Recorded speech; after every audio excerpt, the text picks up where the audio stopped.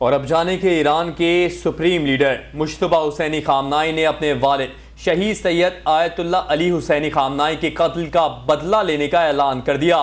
तहरीरी बयान में Mushtaba Hosseini Khamenei ने कहा कि सुप्रीम लीडर के कत्ल का बदला कौम का मुतालबा है और ये जरूर लिया जाएगा। इन मुजरिमों से शहीद रहनुमा समेत तमाम शोहदा का बदला लेने का अहद करते हैं और जिम्मेदारों को किसी सूरत माफ नहीं किया जाएगा। उन्होंने कहा कि तेहरान, कुम, नजफ, करबला, मशहद समेत तमाम मुमालिक के शहरों और देहात में अवाम की भरपूर शिरकत कौमी इत्तेहाद, इस्तेकामत और इनकलाब इस्लामी से वाबस्तगी का वाज़ेह इजहार है। मुश्तबा हुसैनी खामनाई ने अहद किया कि वो इनके मिशन और रास्ते को पूरी साबित कदमी से जारी रखेंगे और ईरान मुश्किलात के बावजूद अपने अहदाफ से पीछे नहीं हटेगा।